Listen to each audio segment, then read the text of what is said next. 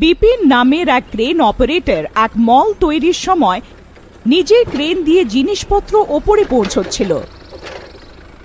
मैं निकला और गड्डी लेके रास्ते पे बीच सड़क पे এটা কি?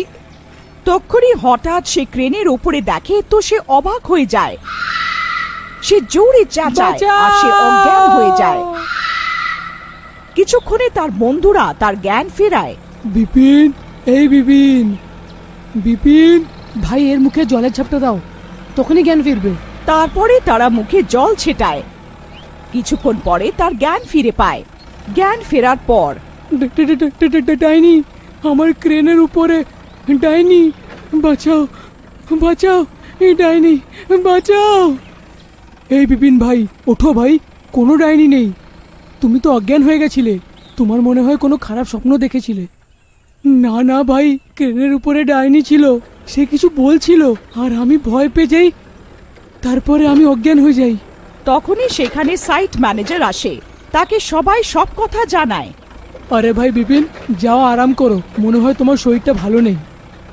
তারপরে বিপিন সেই ঘটনার ব্যাপারে ভাবতে ভাবতে বাড়ি চলে যায়। সেই রাত্রে কাজ শেষ হওয়ার পরে সবাই মলের বিল্ডিং এর নিচে বসে থাকে। আরে ভাই মান্নু, আমি তো লাঞ্চ বক্সটা উপরেই ফেলে এসেছি, তুমি একটু কি নিয়ে আসবে? আমার কোমরে ব্যথা আছে। তারপরে মান্নু ওপরে যায়। ওপরে যাওয়ার পরে লাঞ্চ বক্স উঠিয়ে পেছনে ঘোরে। সেইখানে একটা ভয়ঙ্কর ডাইনি দাঁড়িয়েছিল।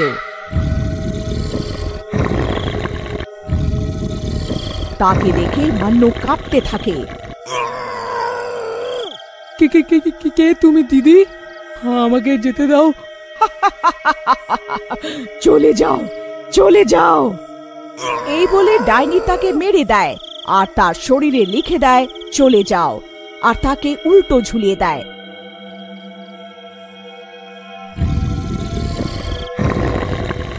তারপরে কিছুক্ষণ পরে, আরে মান্নুটা কোথায় রয়ে গেল? আরে মনু ভাই, একটু মান্নুকে উপরে দেখে এসো না। তারপরে যেই মনু উপরে যায়, সে চেঁচাতে শুরু করে। সব শ্রমিকরা সেখানে এসে যায়। মান্নুর সব দেখে সবাই আশ্চর্য হয়ে যায়।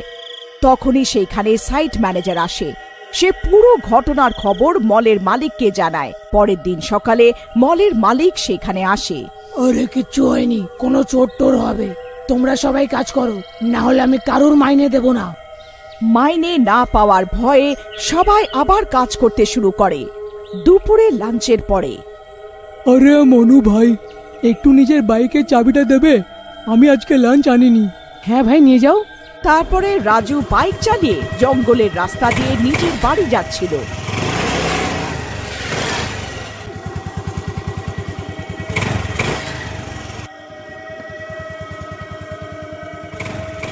ও मैं निकला ও গাড়ি লেকে। তখনই তার মনে হয় যেন তার বাইকের পেছনে কেউ বসে আছে। যেই সে বাইক দাঁড় করিয়ে পেছনে দেখে, তার অবস্থা খারাপ হয়ে যায়। তার বাইকের পেছনে সেই ডাইনি বসে থাকে। রাজু নেমে পালানোর চেষ্টা করে। আরে মা গো, বাঁচিয়ে নাও, আরে মরে গেলাম রে, পালাও রে। কিন্তু সে ডাইনি তার চুল ধরে নেয়। ডাইনি বোন, ডাইনি বোন, আমাকে ক্ষমা করে দাও, আমি আজ অবধি পিঁপড়েও মারিনি। আমি আপনার কি ক্ষতি করেছি বলুন? আমার তো এখনো বিয়েটাও হয়নি। চলে যাও, চলে যাও, চলে যাও। চলে যাও মানে ডাইনি বোন?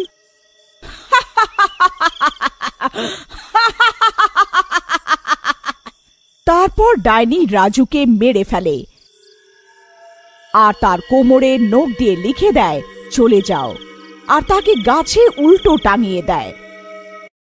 অনেকক্ষণ বিল্ডিং এ রাজুর না ফেরায়। আরে রাজু কোথায় রয়ে গেল? আমার বাইকটা নিয়ে গেছে, এখনো ফিরলো না হতচ্ছাড়া। আমার মনে হয় আলসি রাজু খাবার খেয়ে নিজের ঘরে ঘুমিয়ে পড়েছে। ওর আজকের পুরো মাইনে কাটবো আমি। তারপর বিকেল হয়ে যায় কিন্তু রাজু ফেরে না। আরে ভাই মনু, রাজু তো এরকম ফাঁকিবাজ নয় যে নিজের বাড়িতে গিয়ে ঘুমিয়ে পড়বে। আমার তো কিছু গন্ডগোল মনে হচ্ছে, আমাদের গিয়ে তাকে একটু দেখা উচিত। তারপরে সবাই তাকে খুঁজতে বেরোয়। কিছুক্ষণ পরে তারা জঙ্গলে পৌঁছে যায়। সেইখানে মনু রাজুর ঝুলন্ত শব দেখতে পায়। ভাইয়েরা, ওই দেখো রাজু, কিন্তু আমার বাইক কোথায় গেল? আরে কিরকম বন্ধু রে তুই? বন্ধু মরে ঝুলে আছে আর তুই তোর বাইককে খুঁজিস? আরে ভাই, সেটা আমার পনের বাইক ছিল। না পেলে এখানেই রাজুকে কে মেরে দিল, আর আমার বউ আমাকে মেরে ফেলবে ওখানে। চুপ হয়ে যাও, এখানে আমার লোক প্রাণ হারিয়েছে আর তোমরা গল্পে মেতে আছো। এটা করেছে কে? আর এর কোমরে দেখো, এরা মনে হচ্ছে কেউ নখ দিয়ে খামচেও লিখে দিয়েছে। চলে যাও সবাই। এমন তো মান্নুর সবেও লেখা ছিল। কিন্তু ম্যানেজার বাবু, এর মানেটা কি? এটাই তো বুঝতে পারছি না আসল ব্যাপারটা কি। আমি মালিককে ডাকছি। কিছুক্ষণে মলের মালিক সেখানে এসে যায়। কি হলো? কেউ কি একে কেউ মারতে দেখেছে? না সাহেব, কিন্তু আমার মনে হয় সেটা ওই ডাইনিটাই, যাকে আমি সেদিন ক্রেনে দেখেছিলাম। মনে হয় সেই ডাইনি সবাইকে মেরে যাচ্ছে। আরে এসব বেকার কথা। নিশ্চয়ই কেউ আমার বিজনেস কম্পিটিটর আছে যে চায় না যে আমি মল বানাই। তোমরা সবাই কাল কাজে এসে যাবে। মালিক, মালিক দয়া মালিক, এ বিপিন বলছে এটা কোনো ডাইনি করছে। এইসব রহস্য আগে সমাধান করুন, তারপরে কাজটা এগোবেন। আমাদের জীবনের ব্যাপার। মনে হয় তুই তোর মাইনেকে ভালোবাসিস না। ঠিক আছে, যে মাইনে চায় না সে কাজে আসবে না। ওপরে ডাইনি গাছের থেকে তাদের কথা শুনছিল আর গর্জন করতে থাকে।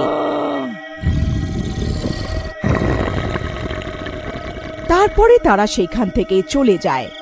মল মালিক নিজের গাড়িতে বসে বেরিয়ে পড়ে। কিছুক্ষণ পরে তার মনে হয় তার গাড়ির ছাদে কেউ আছে। আরে এরম কেন মনে হচ্ছে যে গাড়ির ছাদে কেউ আছে? তারপরে গাড়ির ছাদ থেকে ধাম ধাম আওয়াজ আসতে থাকে আর মল মালিক সাইডে নিজের গাড়ি দাঁড় করায়। যেই সে গাড়ি দাঁড় করায়, ডাইনি নিজের মাথা ওপর থেকে নিচে ওর জানলা দিকে করে নেয় আর হাসতে শুরু করে।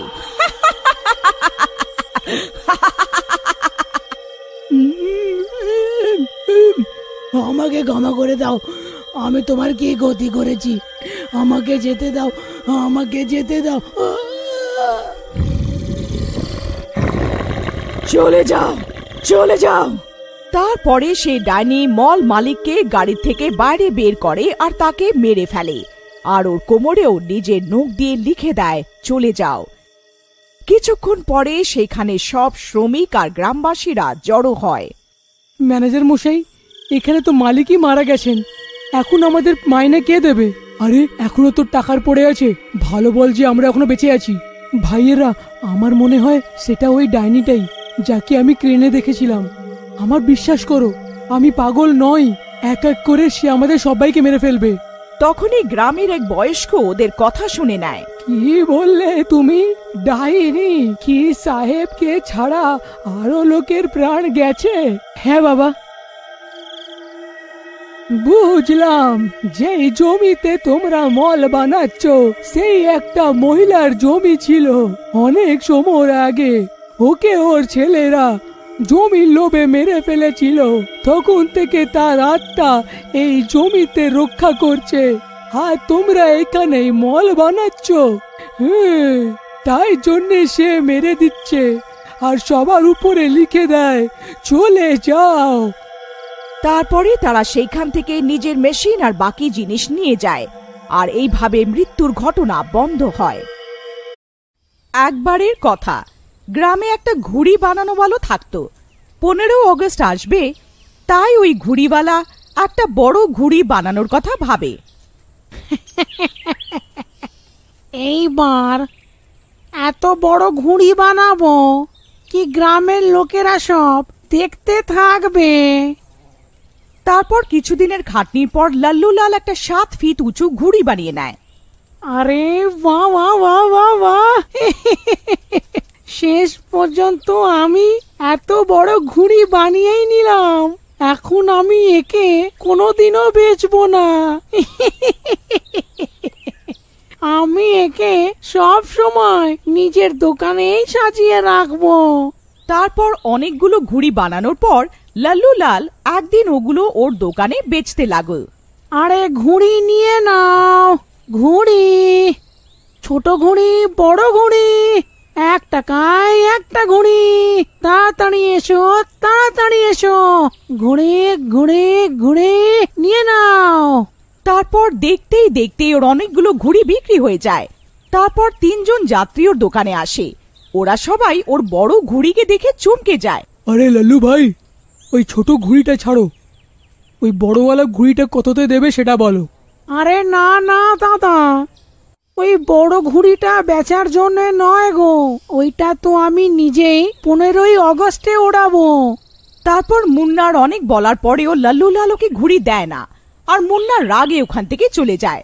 তারপর রাত হওয়াতে ওই 3 বন্ধু ওর দোকানে ঢুকে পড়ে আর ওই ঘুড়ি চুরি করে ফেলে। এই ঘুড়িটাকে শুধু আমি ওড়াবো। তারপর পরের দিন 3 বন্ধু মিলে একটা মাঠে ওই ঘুড়িকে ওড়ানো তৈরি করতে থাকে। আরে উস্তাদ, এই ঘুড়ি তো সত্যি অনেক বড়। আমার তো মনে হচ্ছে এই ঘুড়ির সাথে সাথে আমিও হাওয়াতে উঠতে পারবো। রকি ভাই, এই ধারণা কিন্তু ভুল নয়। এই ঘুড়ি নিজের সাথে একটা লোককে ওড়াতে পারে।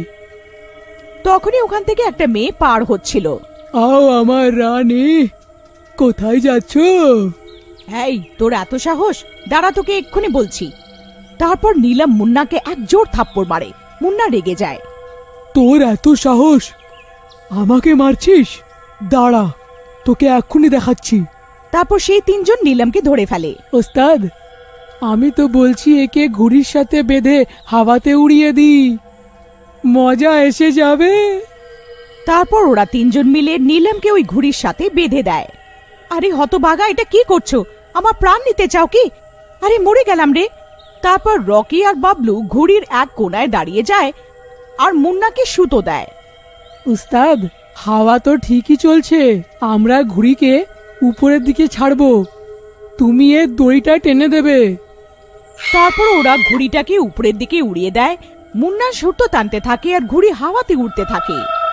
আরে বাহ বাহ বাহ বাহ উস্তাদ, ঘুড়ি তো সত্যি হাওয়াতে উঠছে। আরে বাহ বাহ, আজ তো মজাই এসে গেল। আরে মরে গেলাম রে, আমাকে কেউ বাঁচাও, বাঁচাও। আরে হতভাগা, আমাকে নিচে নামাও। এই ভগবান, আমি কোথায় এসে ফেসে গেলাম? কি আমার রামপিয়ারি, উপরে পরিবেশটা কেমন আছে? মজা আসছে না? ওখানে আরো কিছু লোক ঘুড়ি ওড়াচ্ছিল। আরে মনোজ, ওই দেখ কত বড় ঘুড়ি হাওয়াতে উঠছে, চল একে কাটার চেষ্টা করি। তখনই মনোজ নিজের ঘুড়ি মুন্নার বড় ঘুড়ির দিকে আনতে থাকে। আরে উস্তাদ, ওই দেখো একটা ঘুড়ি আমাদের ঘুড়িকে কাটতে আসছে। আমাদের নিজের ঘুড়িকে বাঁচাতে হবে, যদি ঘুড়ি কেটে যায় তো নিলামের কি হবে? আরে হতভাগা, আমার ঘুড়ি কাটার নেই। কিন্তু মনোজ মুন্নার কথা না শুনে ওর পেছনে উড়িয়ে দেয়। আরে মরে গেলাম রে। উস্তাদ, দড়িটা টানো, আমাদের ঘুড়িটা যেন কেটে না যায়, না হলে কিন্তু বিপদ হয়ে যাবে। আরে হতভাগা, তাড়াতাড়ি সুতোটাকে টান, আজকে কেটে গেলে আমি আর বাঁচবো না। তখনই মনোজ মুন্নার ঘুড়ি কেটে দেয়। আরে মরে গেলাম রে, আরে কেউ আমাকে বাঁচাও। তখনই ঘুড়ি জোরে নিচে আসতে থাকে আর জোরে মাটিতে ধাম করে পড়ে আর জোরে চিল্লানোর আওয়াজ আসে। ওরা 3 জন অনেক ভয় পেয়ে যায়। আরে ওস্তাদ, নিলামের কি হয়ে থাকবে? কোথাও সে মরে তো যায়নি? তারপর 3 জন দৌড়ে যায় আর কিছুক্ষণ ওখানে পৌঁছে যায়। ওখানে পৌঁছে নীলম ঘুড়িতে বাধা দেখে। ওর মাথা দিয়ে রক্ত বইতে থাকে আর ওর নিঃশ্বাস বন্ধ হয়ে গিয়ে থাকে। আরে ওস্তাদ, এ তো মরে গেল, এখন কি হবে? আরে দাদা, আমার তো প্রথম থেকেই ভয় লাগছিল। ভয় পেও না, কেউ কিচ্ছু জানতে পারবে না। চলো তাড়াতাড়ি একে খোলো, আমাদের একে এখানে পুঁততে দিতে হবে, কেউ কিচ্ছু জানতে পারবে না। তারপর ওরা 3 জন নীলমের দেহকে একটা গর্তে ঢেলে ওটাকে গেঁথে দেয় আর ঘুড়িকে উঠিয়ে ওখান থেকে পালিয়ে যায়। তারপর কিছুদিন পর ওই ঘুড়িকে নিয়ে ওই মাঠে পৌঁছে যায়। আরে ওস্তাদ, আজ সবার ঘুড়ি কেটেই বাড়ি যাব। তারপর ওরা 2 জন আবার মুন্নাকে লাঠাই দেয় আর ঘুড়ি হাওয়াতে উপরে উঠে থাকে। তারপর কিছুক্ষণে ওরা ঘুড়ির উপরে একটা শাকচুন্নিকে বাধা দেখতে পায়। ওরা 3 জন দেখে ভয় পেয়ে যায়। আরে রকি ভাই, তুমিও কি সেটাই দেখছো যেটা আমিও দেখছি? হ্যাঁ উস্তাদ, কিন্তু এই শাকচুনি কোথা থেকে এসে গেছে ঘুড়িতে জানি না দাদা। এটা নীলেমের আত্মা তো নয়, এখন কি করি? মুন্না ভাই, এক কাজ করো, ঘুড়িটা তাড়াতাড়ি ছাড়ো আর চলো, তাড়াতাড়ি এখান থেকে বেরোই। তখনই যেই মুন্না ঘুড়ির সুতো ছাড়তে লাগে, ওই সুতোটা ওর হাতে জড়িয়ে যায়। আরে উস্তাদ, কি করছো? তাড়াতাড়ি সুতোটা ছাড়ো আর পালাও এখান থেকে, না হলে এই শাকচুন্নি আমাদের কাউকে ছাড়বে না। আরে রকি ভাই, এই সুতো তো ছাড়াতেই পারছি না, আমার হাতে জড়িয়েই যাচ্ছে। এখন এখন কি করি, কি করি? তখনই ওই ঘুড়ি মুন্নাকে নিজের সাথে টানতে থাকে। আরে আরে আরে আমার সাহায্য করো, এই এই ঘুড়ি তো আমাকে নিজের সাথে টানছে। আহ আহ আহ তারপর মুন্নার সাহায্য করার জন্য রকি আর বাবলু দুজনকে ধরে ফেলে আর তিনজন টেনে চলে যায়। আরে মরে গেলাম রে উস্তাদ, এই সুতো তো আমার হাতের সাথে জোড়া লেগে গেছে, এখন এখন কি করি? তারপর দেখতেই দেখতে ঘুড়ি ওদেরকে নিজের সাথে হাওয়াতে উড়িয়ে নিয়ে যায়। আরে আরে মরে গেলাম রে, এই মা গো, আমরা আর বাঁচতে পারবো না। আরে শাকচুন্নি, আমাদের ছেড়ে দাও, আমাদের ভুল হয়ে গেছে। আরে মা, মুন্না ভাই, আমরা তো আকাশে উড়ে যাচ্ছি। আরে মা গো,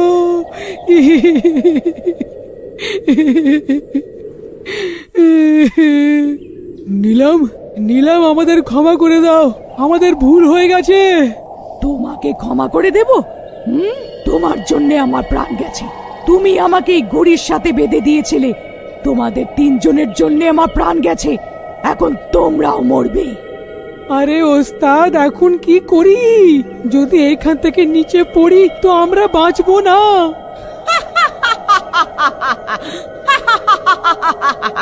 মজা আসছে না? তখনই আরেকটা ঘুড়ি ওদের সাথে লড়াই করতে আসে। আরে মরে গেলাম রে। আরে উস্তাদ, ওই দেখো, একটা ঘুড়ি আমাদের কাটতে আসছে। আরে মা গো, এখন কি হবে? রকি ভাই, যদি ঘুড়ির সুতোটা কেটে যায় তো আমরা তো সোজা এর সাথে সাথে নিচে চলে যাব। আরে হতভাগা, তুই কোনো অন্য ঘুড়ি পেলি নাকি কাটার জন্যে? অন্য কোনো ঘুড়িকে কেটে দে রে, অন্য কাউকে কেটে দে। তখনই ওই ঘুড়ি জোরে আসে আর সুতো কেটে বেরিয়ে যায়, আর ওই তিনজন জোরে নিচে পড়তে থাকে। আরে আরে মরে গেলাম রে, এখন আমরা আর বাঁচতে পারবো না। আরে মা গো, আরে কেউ আমাদের বাঁচিয়ে নাও। আরে আরে শাকচুন্নি, আমাদের ভুল হয়ে গেছে, আমাদের ক্ষমা করে দাও। তখনই ওই শাকচুন্নি ঘুড়ির সাথে ওইখানে পৌঁছে যায় আর ওদের তিনজনকে নিচে পড়ার থেকে বাঁচিয়ে নেয়। আরে আরে বেঁচে গেলাম রে। রকি ভাই, এই আমাদের বাঁচিয়ে নিল। শাকচুন্নি, আপনার অনেক অনেক ধন্যবাদ। আমরা হাত জোড় করে আপনার কাছে ক্ষমা চাইছি, আমাদের ক্ষমা করে দাও। আমি তোমাদেরকে ক্ষমা করে দেব, কিন্তু একটা শর্ত আছে। এখন থেকে তুমি প্রচার করবে যে প্রত্যেক বছর ঘুড়ি ওড়ানোর জন্য অনেক পাখির মৃত্যু হয়, আর যদি তোমরা এই ব্যাপারে আলোচনা করবে তাহলে আমি তোমাদের জন্য কোনো ক্ষতি করব না। ঠিক আছে শাকচুন্নি, আমরা যতটা হতে পারে লোকেদেরকে এই ব্যাপারে বলার চেষ্টা করব। তারপরে ওই শাকচুন্নি ওখান থেকে উধাও হয়ে যায়।